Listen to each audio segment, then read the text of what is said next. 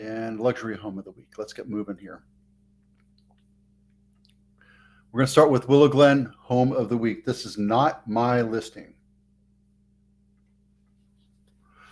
Okay.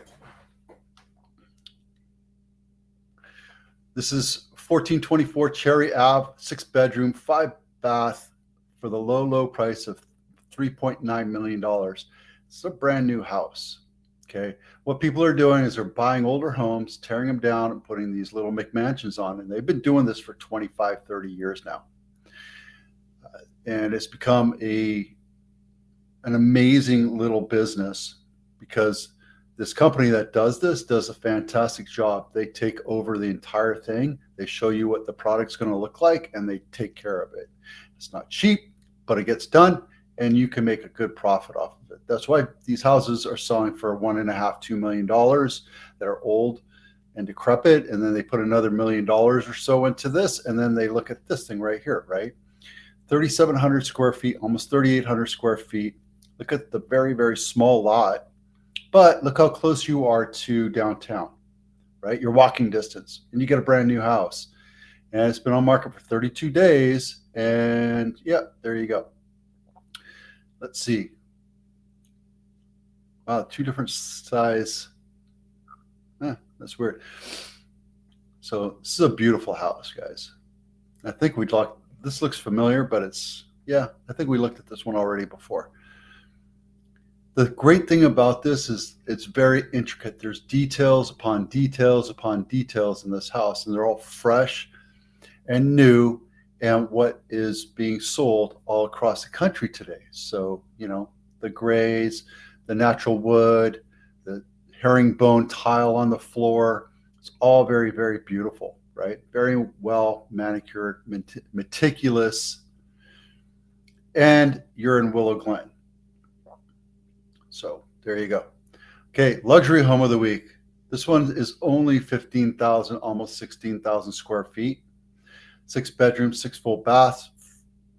4 half baths, and on 2 acres of land. This thing is gargantuous. It looks like there's an ADU or a guest house, maybe, down below. But there's the main house right there. You drive up, 4-car garage, infinity pool, and then there's your guest house right there. Just amazing, right? It's a gorgeous house. This could be done in like a movie. You can imagine this being in like a drug lord's movie, right? Wow.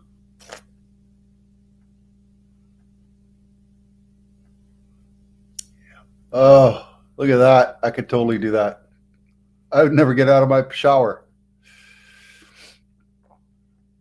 Oh man. Okay, so I have to hurry up become a billionaire so I can buy this. That's crazy. It's a beautiful house, $23.5 million. All right, how to create year-round curb appeal. Now, I got to say that this whole topic's kind of weak because it's overplayed. A lot of people talk about it all the time, but how to create year-round home appeal. And this came from Realty Times, not my article, but I can kind of give you an idea. When you go to put your house for sale, it's either up to you to do it or have your agent do it, and they'll take a project manager or their landscaper and fix stuff up. You want to make your house look beautiful, inviting, because in the first 3 to 5 seconds is when the buyer is going to make a decision whether or not they like the house. I've been in cars with buyers before, and we drove by a house and they say, nope, pass, because it just looks like crap. It looks like they haven't done anything to it. They're like, whatever. They don't care about it. It's probably a whole lot of other issues inside. Pass. Right? So clean it up. Make it look pretty. Put some architectural designs around it. Make it look like you thought out the process, right? And put some color in there. Planting for seasonal. Color is always helpful. If you're at Christmas time, you want to make it look wintry. If you're in the summer or spring, you want to put flowers, calla lilies, plant things that come back year after year after year, and your maintenance will be a lot lower. Yes, you want to make sure that you have trees around your house, right? I love trees. Trees are great. I had one in the backyard. It was a Chinese elm tree. It was gorgeous. We had the first year we were there, we had a massive windstorm and it started tipping over, so I had to take it out. And ever since then, I kind of miss it because it blocks the evening sun and keeps the house hot. And amongst other things, it gives three dimensions to your house, right? It makes your house look bigger, more inviting, as long as it's well kept. Hardscaping, absolutely. You want to have pathways to the door. You want driveways for the front yard and the backyard. You want to have a little patio. We had a video a couple weeks ago about patios. Hardscaping is important, but it also has to bring in the nature, bring in the green and the colors too, right? Tackle problem areas. Look around your house. Make sure that your downspouts are pouring out to like 6 to 5 feet, 5 to 6 feet away from your house, so it keeps the foundation from eroding.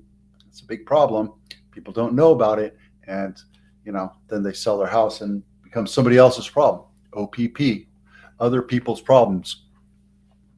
There's cracks. There's broken windows. There's cobwebs. There's chips, paint chips, etc.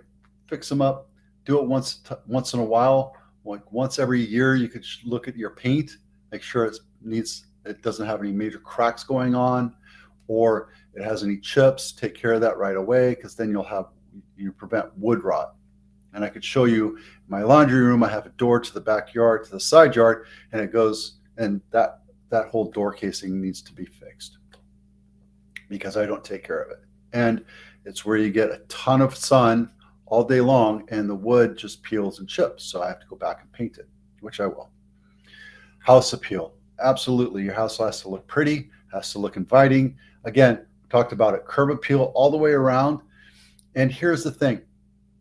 If you do it consistently while you're there, it's just like exercise, just like dieting, just like mindset, just like your spiritual meditation or what have you. If you do it consistently, it's not a problem.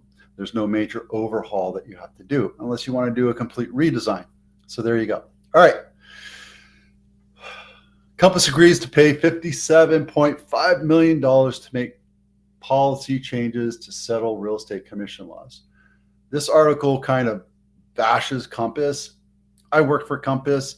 I can tell you that nobody ever forced me to require a commission on any of my sellers. This is just the way things have gone through the years. And we always say, even on the form, it says commissions are negotiable, right?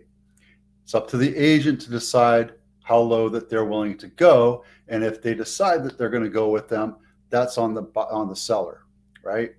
They can go with a 1% guy. They can go with a full service guy. They can go with a luxury guy. They can go with a fly-by-night guy. They can go with their Aunt Betty. It doesn't matter. Each one of them has a certain pricing structure, or a tiered commission structure that they offer, right? So this, again, is a money grab from the class action lawsuits, right? When you think about it, every plaintiff in this, if there's 100,000 or 200,000, they get a very small stipend of the winnings. It's the lawyers that make a bunch of money. So I have no problem with that. As a matter of fact, I think they should disclose how much they're going to make in that $57.5 million. If it's 30%, it's still a lot of money, right?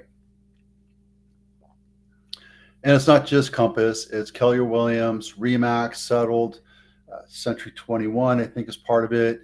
All the big companies are out there hitting it up. I'm with Real, which is it's a virtual brokerage that's all across the United States. And it allows me to not have to worry about the administrative, the compliance, the legal. Although I'm a broker, I have a broker and a lawyer that I can talk to for anything to make sure that we do the right thing for our clients and that we're doing it ethically and legally. So that's why I'm with Real, even though I'm a broker.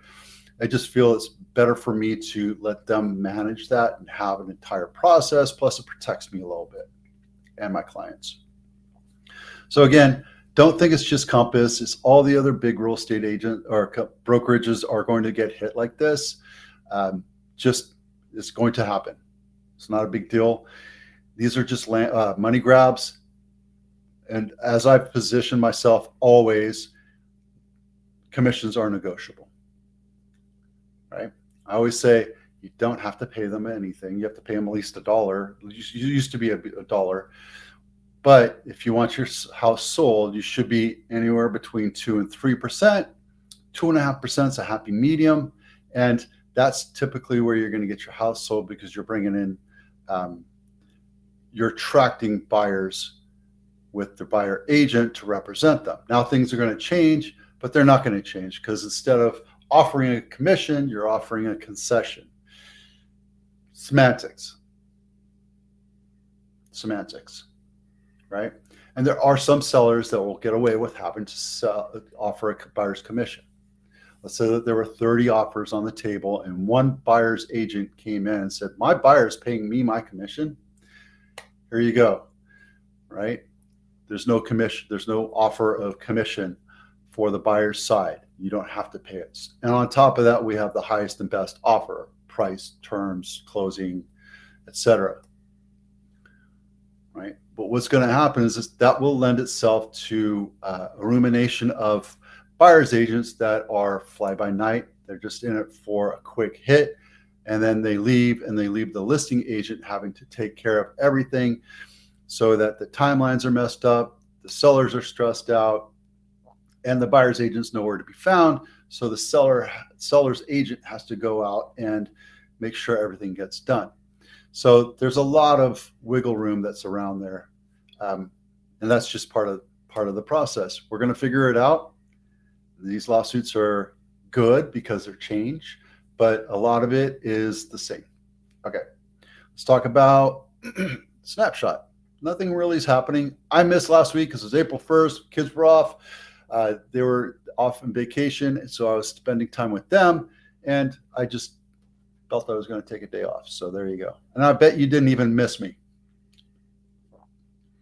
So within the last 2 weeks, we had about 200 new listings or new sales that happened in, actually 300 in Alameda County, but Santa Clara County, we've had 400, 350, 370, which is good, 360. Our volume is 500 million year to date. That doesn't look right, because we're at 2.7 billion here. Yeah, that one's wrong. Oh, that's right. Look at that. Let's fix this real quick.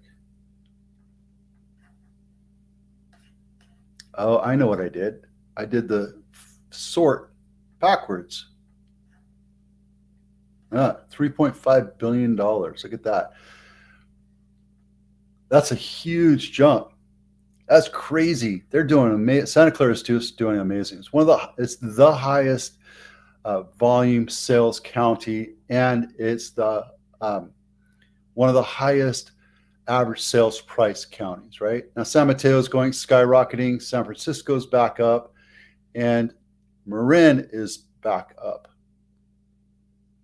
So if you're looking for places to move that are going to increase in massive amounts of equity, Santa Clara County, San Mateo County, and Marin County. Those are the areas that you want to be at. Where you want to get a great deal, look, Napa, on average, is 43 days. I think I did the same thing. Yeah, you know what? I did the same thing here.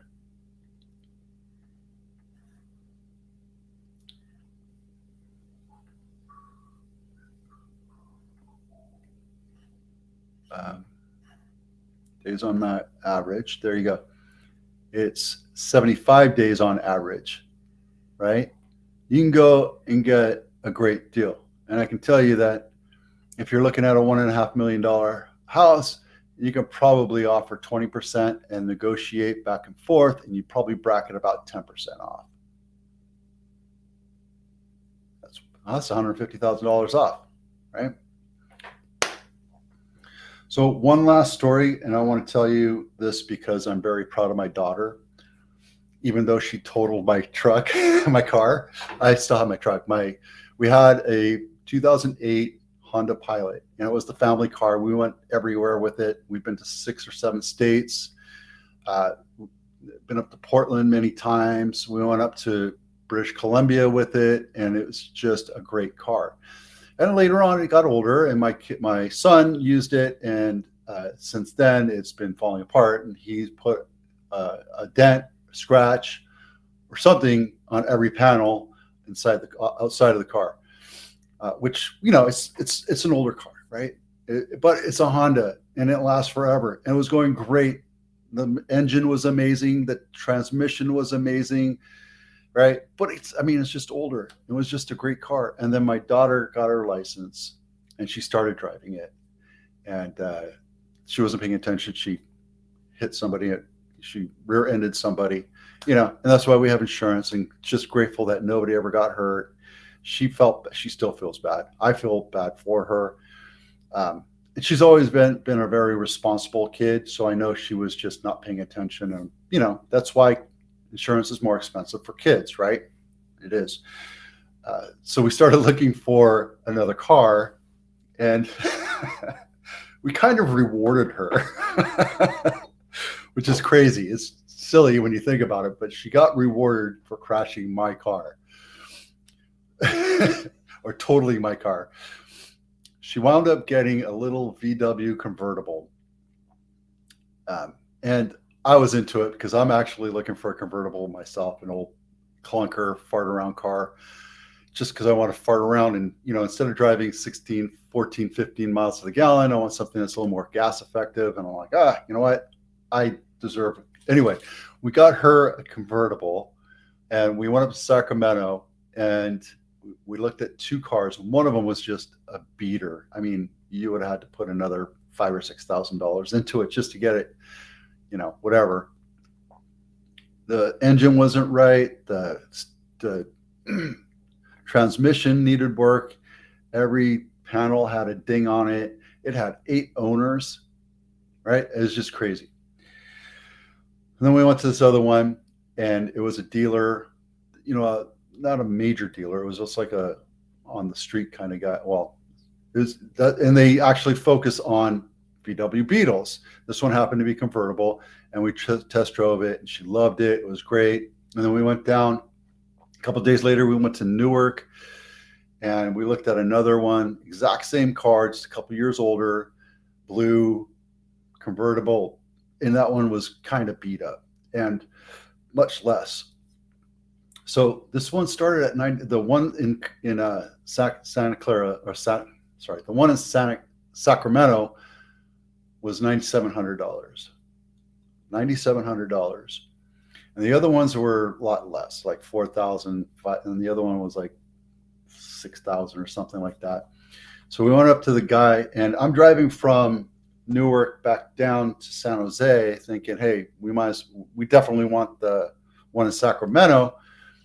She starts texting the guy, right? He's like, I really like it, but I can't afford 97. Got him down. We got $2,000 off. I got her to negotiate, and she did all the footwork, right? I was kind of coaching her, but she negotiated 20% off of a car. So I'm really proud of her, and I just want to take that time. Anyway, today we talked about Willow Glen, House of the Week, Luxury House of the Week, how to create year-round curb appeal. Compass is paying $57 million. Crazy. And 12 county snapshot. And we also talked about my daughter getting a new convertible for totaling my car. I'm Vito with Abitano.